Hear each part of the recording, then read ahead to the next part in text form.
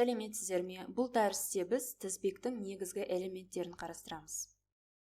Қарастыратын тақырыптарымыз тәуелсіз қорек көздері, тәуелді қорек көздері, түрлендіргіштер, яғни датчиктер және ауыстырып қосқыштар. Қорек көздері дегеніміз жүйені энергиямен қамтамасыз ететін құрылғылар болып саналады. Электр тізбектерінде қорек көзі тізбекке энергия беруге қабілетті кернеу немесе тоқ генераторы болады. Қорек көзінің екі түрі болады: кернеу және тоқ көздері. Тәуелсіз қорек көзі басқа тізбек айнымалыларына тәуелді емес, кернеу немесе тоқ генераторы. Идеал кернеу көзінде бізде кернеу бекітілген болады да, тоқ тізбек арқылы анықталады. Ал идеал тоқ көзінде керісінше тоғымыз бекітілген болады да, кернеуді тізбек арқылы анықтаймыз. Шын мәнінде кернеу көзі әрдайым бекітілген болмайды, яғни тұрақталған. Мысалы, бізде номиналды кернеуі 9 вольтқа тең батарея бар болса, егер біз тізбектен тоқтың үлкен мөлшерін шығара бастасақ, онда батареяда кернеуіміз түсе бастайды. Бірақ қарапайым жағдайларда бұл батареяны тұрақты 9 вольт деп санаймыз. Сондықтан бізде қарапайым модель жеткілікті жақсы болуы мүмкін, және біз заттарды қарапайым етуге тырысамыз, егерде ол біз шешетін нақты мәселе үшін жұмыс жасайтын болса. Бұндай жеңілдіктер әрдайым инженерияда жасалады. Нақты тізбектегі электр тізбектерін талдау үшін біз көптеген өлшемдер жасаймыз. Яғни кернеу мен тоқтарды өлшейміз. Тоқтарды өлшеу үшін амперметрге элементті тізбектей қоямыз, және сол арқылы тоқтың шамасы осы амперметрден өтеді де, ол амперметр тоқты өлшейді. Біз тек элементтің кернеуін өлшейміз, ол үшін вольтметрдің зондтарын элементтің екі терминалына қосамыз. Яғни осы екі терминалдың арасындағы кернеудің мәнін өлшейміз. Бізде мұнда екі терминал арасында вольтметр бар. Біз вольтметрді ашық тізбек ретінде әрекет етеді деп болжаймыз. Сондықтан ол тізбектің жұмысын өзгертпейді. Әйтпесе тоқ вольтметр арқылы өту керек еді. Бірақ ол бізде мүмкін емес, себебі вольтметр ашық тізбек ретінде әрекет етеді. Сол сияқты мұнда бізде амперметр бар. Ол қысқа тұйықталу ретінде әрекет етеді. Басқа сөзбен айтқанда, ол тоқ ағымын өзгертпейді, және де тізбектің тұрақты жұмысында да ештеңені өзгертпейді. Вольтметрлердің ішкі кедергілері болады. Ол өлшеуіштер қысқа тұйықталу сияқты жұмыс істемейді, бірақ көптеген қосымшалар үшін бұл жеңілдетулер жарамды болады. Іс жүзінде біз жеке вольтметрлер мен амперметрлерді қолданбаймыз. Біз кернеуді, токты және кедергіні өлшеуге қабілетті мультиметрлерді қолданамыз. Мультиметрлердің көпшілігі сыйымдылықты, индуктивтілікті, температураны және диодтардың алға қарай төмендеуін және жиілігін өлшейді. Тәуелді қорек көздері. Тәуелді қорек көздері транзисторлар мен күшейткіштер сияқты электронды құрылғыларды модельдеу үшін қолданылады. Тәуелді қорек көздері бір тізбек элементінің кернеуі немесе тоғы басқа тізбек элементінің кернеуіне немесе тоғына пропорционалды болады. Мысалы, бізде мұнда тәуелді қорек көзі бар екенін байқаймыз, және мұндағы тәуелді қорек көзінің мәні 5 көбейтілген иге екенін көріп тұрмыз. И анықталған тізбектің бөлігіне қараймыз. Бұл 18 ом резистор арқылы өтетін ток. Яғни басқа сөзбен айтқанда, бұл бөліктегі кернеудің мәні сол уақытта идің қандай мәнде болатынына қарамастан иден 5 есе үлкен болады. Дәл сол сияқты бізде мұнда кернеуге тәуелді тоқ көзі бар. Осы тәуелді көздің ағымдағы мәні осы жердегі резистордағы кернеуден 0,2 есе үлкен болады деп санаймыз. Бізде 4 түрлі тәуелді қорек көздері бар. Яғни тоқпен басқарылатын кернеу көзі V-ді тең болады R көбейтілген ИЦ-ға. ИЦ-мыз бізде басқарушы тоқ, V-дымыз бізде тәуелді кернеу болады. Кернеумен басқарылатын кернеу көзі, яғни бізде бұнда VC кернеуіміз басқарушы болып тұр. Және кернеумен басқарылатын тоқ көзі бар. Бұл жерде ВЦ кернеуіміз осы элемент арқылы өтетін иді тоғын басқарады. Және тоқпен басқарылатын тоқ көзі бар. Бұл жерде ИЦ бізде басқарушы тоқ, яғни иді тоқ көзін басқарады. Иді тең болады Д көбейтілген ИЦ-ға. Белгілі бір жағдайларда транзистордың моделі тәуелді қорек көзіне қосылған резистор ретінде ұсынылуы мүмкін. Экранда көріп отырғандай, бізде 3 полюсті құрылғы болып табылатын биполярлы өтпелі транзистор бар. Негіз арқылы өтетін тоқ коллектор мен эмиттер арқылы өтетін үлкен тоқты басқарады. Біз бұл транзисторды тәуелді қорек көзі және осында көрсетілген тізбекті пайдаланып модельдей аламыз. Нақтырақ айтсақ, эмиттер мен негіз арасындағы кернеу коллектор мен эмиттер арасынан ағып өтетін тоқты басқарады. Өйткені мұнда кернеуге тәуелді тоқ көзі бар. Транзистор арқылы өтетін ИЦ тоғы ВБЕ кернеуіне пропорционалды. Яғни ИЦ тең GM көбейтілген ВБЕ-ге. Төменде сол жақтағы тізбекті қарастырайық. Бұл тізбекті талдау күрделі болады, себебі мына элементтің не істейтінін білмейміз. Сондықтан белгілі бір жұмыс жағдайында осы транзисторды резисторлар мен қорек көздерін талдай алатын элементтер және талдау құралдары мен әдістерін қолдана алатындай осы жаңа тізбекке ауыстырамыз. Тәуелді қорек көздер ұғымын осы жерде жаттығу шешу арқылы түсініп көрейік. Бізге кернеумен басқарылатын кернеу көзі арқылы жұтылатын қуатты анықтау керек. Ол үшін біріншіден кернеумен басқарылатын кернеу көзін табу керек. Ол бізде мына элемент. Және осы арқылы бізде иді тоғымыз өтеді. Ол оң терминал арқылы өтеді және пассивті шартты ұстанғандықтан бізде П жұтылатын қуатымыз тең болады иді көбейтілген ВД-ға. Яғни иді тоғымыз тең болады. Тоғымыздың өтуіне байланысты бізде амперметрдің көрсеткішін қараймыз, 1,15 амперге тең. Және ВД кернеуіміз тең болады 2 көбейтілген ВЦ-ға. Яғни ВЦ-ның мәнін қараймыз. Вольтметрдің көрсеткішіне қараймыз, ол бізде 2-ге тең, сондықтан 2 көбейтілген 2 вольт тең болады 4 вольт.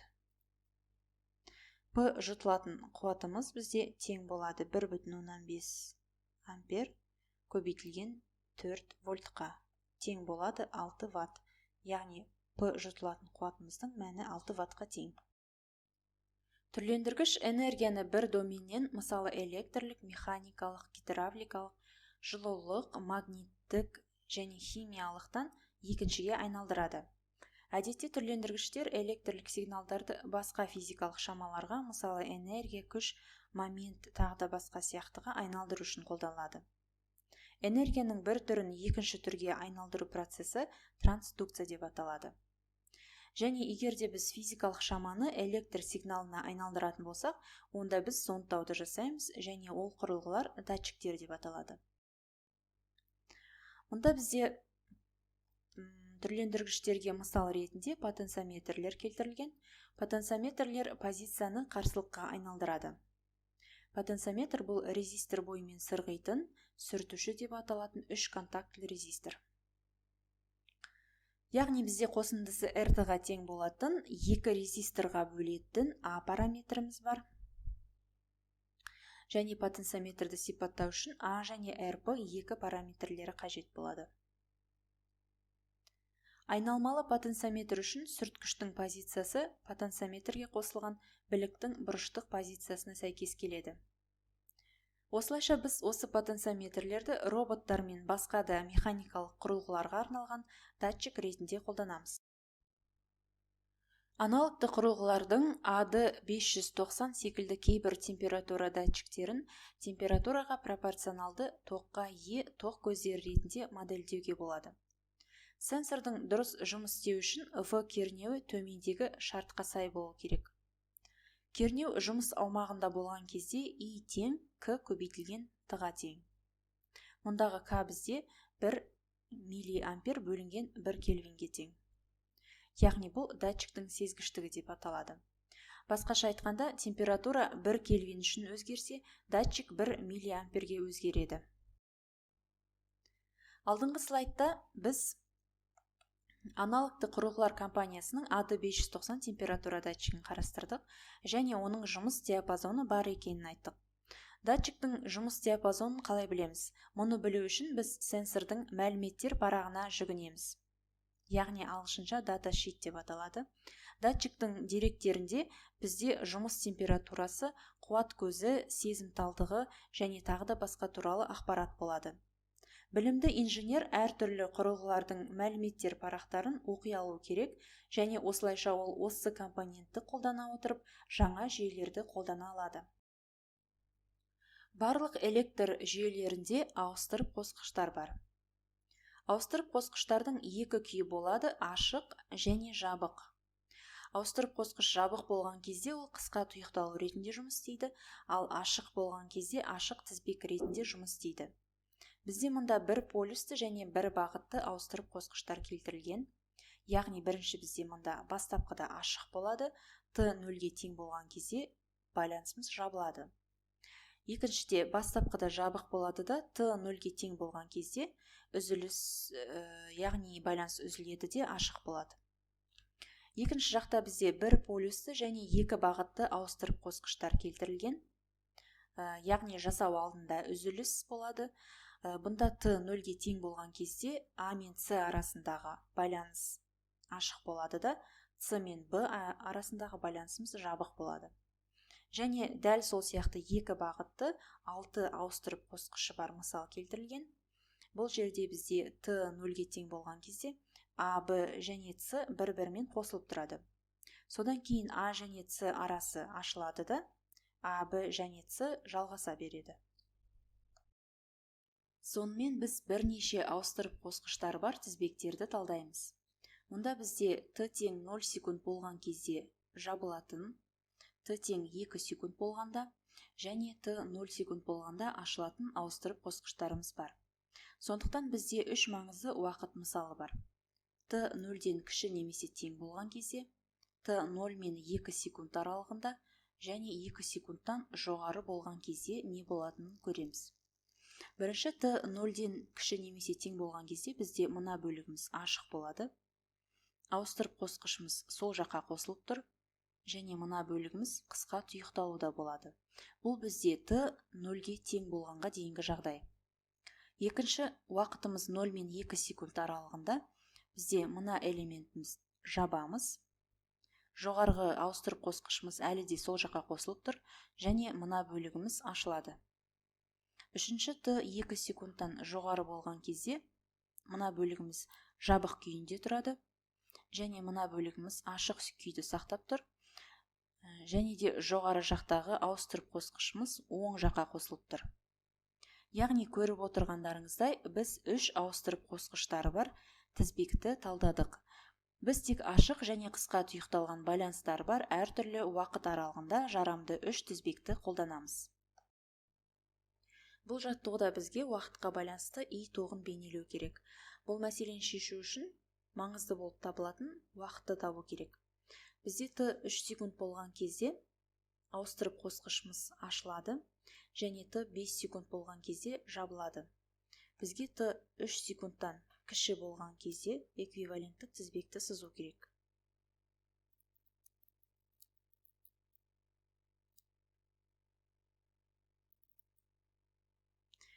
Яғни Т 3 секундтан кіші болған кезде бізде сол жағымыз ашық күйде болады және оң жағымыз жабық күйінде болады. Сондықтан салқындатқыштың тізбегіне ұқсас болады. Соған сәйкес бізде И тоғымыз тең болады 6 вольт бөлінген 3 килоом. Бұл тең болады 2 миллиамперге. Енді бізге екінші жағдайымыз, яғни уақытымыз 3 секунд пен 5 секунд аралығында болған кездегі жағдайды қарастырамыз. Бізде уақытымыз 3 пен 5 секунд аралығында болған кезде екі ауыстырып қосқышымызда ашық күйде болады. Сондықтан схемамыз осы конфигурация түрінде болады.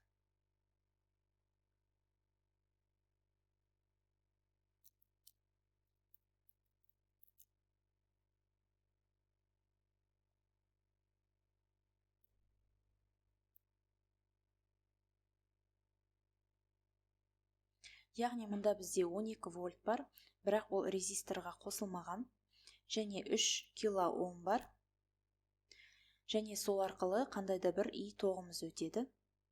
И тоғымыз бізде 6 вольт арқылы өте алмайды, сондықтан бізде ол 0-ге тең болады. Енді үшінші жағдайымыз Т уақытымыз 5 секундтан жоғары болған кездегі схемамыз.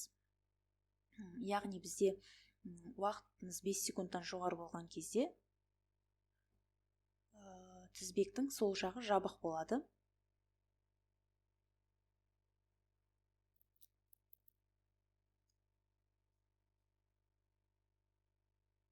Бізде мұнда 3 кило ом бар, және сол арқылы қандайда бір тоқ өтеді. Ол тең болады 12 вольт бөлінген 3 кило ом тең болады 4 миллиамперге. Яғни бізде уақытымыз 3 секундтан кіші болған кезде 2 миллиампер тоғымыз бар, және 3 пен 5 секунд аралығында 0 ампер бар. 5 секундтан жоғары болған кезде 4 миллиампер бар. Енді осыны салу керек. X осымыз бізде уақыт Т секундқа тең, Y осымыз И тоқ миллиамперге тең болады.